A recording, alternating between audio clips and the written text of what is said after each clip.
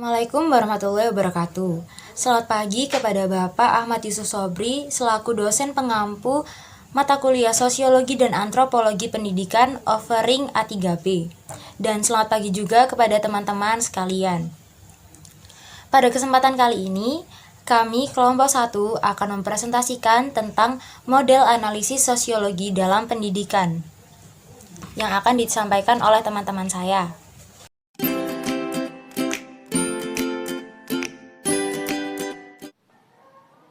Assalamualaikum warahmatullahi wabarakatuh. Di sini saya akan mempresentasikan model analisis struktural fungsional. Fungsionalisme struktural merupakan sudut pandang lebar dalam sosiologi dan antropologi yang berupaya menafsirkan masyarakat sebagai struktur dengan bagian-bagian yang saling mengadakan komunikasi. Analisis model ini difokuskan atau dipusatkan pada integrasi sosial, stabilitas sosial, dan konsensus nilai. Adapun ciri-ciri fakta sosial, yaitu yang pertama adalah fakta sosial terdapat di luar individu, sehingga ia bersifat langgeng dalam artian bahwa fakta sosial telah ada sebelum individu lahir dan tidak akan musnah meski individu telah tiada. Contohnya adalah ketika pertama kali kita lahir, kita tidak berpengetahuan apapun, tidak mampu berbahasa, dan belum bisa berbuat apapun. Sehingga untuk bisa bertahan hidup, kita harus mempelajari segala hal yang ada di lingkungan sekitar kita. Dari sinilah Emil Durkheim beranggapan bahwa manusia dibentuk oleh masyarakat dan lingkungan menjadi makhluk sosial. Proses yang terjadi disebut dengan proses sosial. Oke, yang kedua adalah fakta sosial memiliki daya paksa terhadap individu untuk melaksanakan dan menaatinya. Contohnya adalah dalam dunia pendidikan. Sanksi di dalam dunia pendidikan harus tetap ditegakkan sebagai pembanding penghargaan. Namun, sanksi yang bersifat hukuman fisik dalam pandangan Emil Durkheim tidak sesuai dengan prinsip moral modern. Ia pun memandang bahwa pendidikan memiliki peran besar dalam memelihara ketertiban dan keseimbangan sosial. Yang terakhir adalah fakta sosial tersebar di kalangan warga masyarakat. Menurut Talcott Parsons yang melanjutkan ide pemikiran Emil Durkheim, menyatakan bahwa tindakan semua orang dipengaruhi oleh dua macam orientasi, yaitu yang pertama orientasi motivasional yang bersifat pribadi dan orientasi nilai yang bersifat sosial. Dalam artian begini, setiap tingkah laku manusia dipengaruhi oleh kehendak pribadinya dan dikontrol oleh nilai-nilai yang berlaku di masyarakat. Sekian, terima kasih.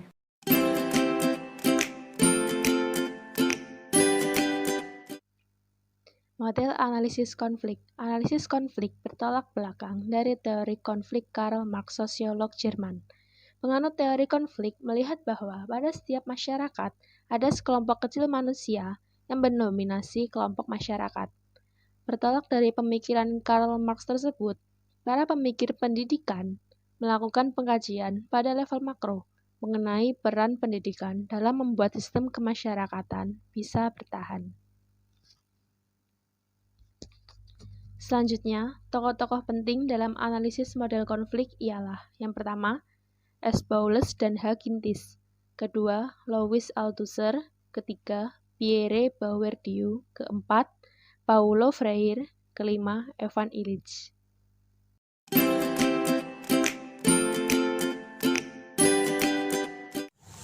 Assalamualaikum warahmatullahi wabarakatuh. Di sini saya akan menjelaskan tentang model analisis interaksionisme simbolik.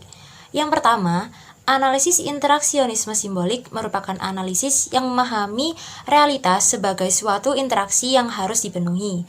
Teori ini berasumsi bahwa manusia membentuk makna melalui proses komunikasi. Dalam teori ini juga ada tokoh penting yang berperan di dalamnya, yaitu ada George Herbert Mead, lalu ada Charles Horton Cooley, lalu juga ada Turney, dan ada juga menurut Blumer. Menurut Turner, ada 4 asumsi yang melandasi analisis tersebut, yaitu yang pertama, manusia adalah makhluk yang mampu menciptakan dan menggunakan simbol. Yang kedua, manusia menggunakan simbol untuk berkomunikasi. Yang ketiga, manusia berkomunikasi melalui pengambilan peran. Dan yang keempat, masyarakat terbentuk, bertahan, dan berubah berdasarkan kemampuan manusia untuk berpikir, mendefinisikan, dan melakukan refleksi dan evaluasi. Untuk yang pertama yang akan kita bahas adalah tentang manusia adalah makhluk yang mampu menciptakan dan menggunakan simbol. Hal yang dimaksudkan di sini adalah manusia selayaknya makhluk sosial tentu akan melakukan tindakan sosial. Di sini tindakan sosial diartikan sebagai tindakan individu yang memiliki arti dan makna tersendiri.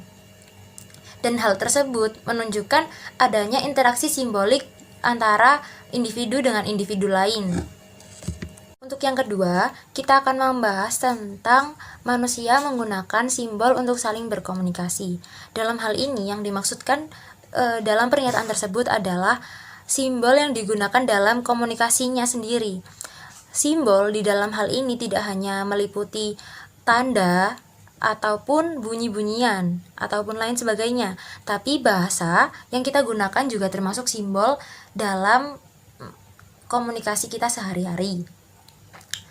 Apabila kita dengan individu lain atau orang yang akan kita ajak untuk berkomunikasi mengerti bahasa atau simbol tersebut, sama-sama mengerti maknanya, maka kita akan dapat berkomunikasi dengan lancar. Untuk selanjutnya ada manusia berkomunikasi melalui pengambilan peran atau role taking. Yang dimaksudkan dengan role taking di sini adalah pengambilan peran yang mengacu pada bagaimana cara kita untuk melihat suatu situasi sosial dari diri orang lain, di mana dari dialah kita akan mendapatkan respons.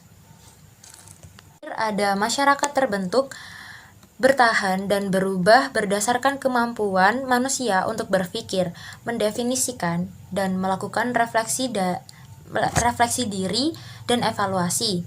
Yang dimaksudkan di sini adalah masyarakat dibentuk, dipertahankan, dan diubah bergantung dari kemampuan manusia itu sendiri untuk dikembangkan melalui interaksi sosial.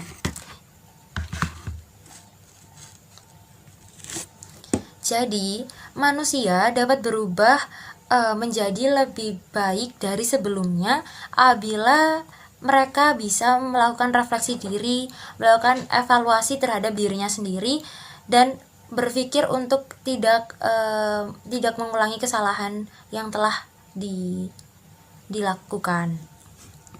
Dan hal tersebut akan membuat masyarakat menjadi terbentuk dan terstruktur dengan baik.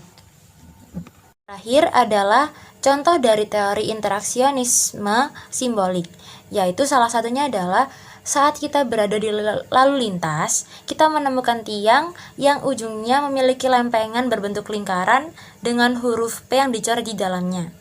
Dan saat melihat itu, kita tahu bahwa yang dimaksudkan oleh tanda tersebut adalah dilarang parkir di area tersebut, dan kita pun mengikuti makna dari tanda itu. Dan itu dilakukan bukan hanya kita seorang, tapi orang lain juga melakukan hal tersebut.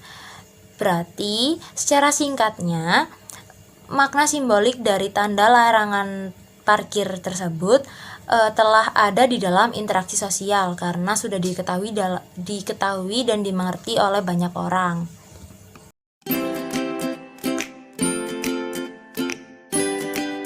Model analisis pertukaran. Teori pertukaran merupakan teori yang berkaitan dengan tindakan sosial yang saling memberi atau menukar, di mana orang-orang saling bertukar pengetahuan atau suatu objek, sehingga menciptakan reaksi terhadap cara pandang seseorang mengenai suatu fakta sosial. Teori ini dibangun oleh Georgi Casper Humans, merupakan reaksi terhadap paradigma fakta sosial yang terutama dikemukakan oleh Durkheim. Nah, jadi analisis tentang hubungan sosial yang dimaksud dilakukan dengan mempertimbangkan cost atau reward sebagai dua karakteristik pokok dari teori pertukaran. Adapun prinsip-prinsip teori pertukaran ini adalah 1. Satuan analisis yaitu sesuatu yang diamati dalam penelitian dan memainkan peran penting dalam menjelaskan tatanan sosial dan individu. Kedua, motivasi pertukaran diasumsikan bahwa setiap orang mempunyai keinginan sendiri. Artinya, orang melakukan pertukaran karena termotivasi oleh gabungan berbagai tujuan dan keinginan yang khas. Ketiga, faedah atau keuntungan berbentuk biaya yang dikeluarkan seseorang akan memperoleh suatu hadiah atau reward yang terkadang tidak memperhitungkan biaya yang dikeluarkan. Keempat, pengesahan sosial merupakan suatu pemuas dan merupakan motivator yang umum dalam sistem pertukaran. Saya selaku perwakilan dari kelompok 1 ingin mengucapkan banyak terima kasih dan mohon maaf sebesar-besarnya apabila ada kesalahan kata dari presentasi kami. Sekian dari kami. Wassalamualaikum warahmatullahi wabarakatuh.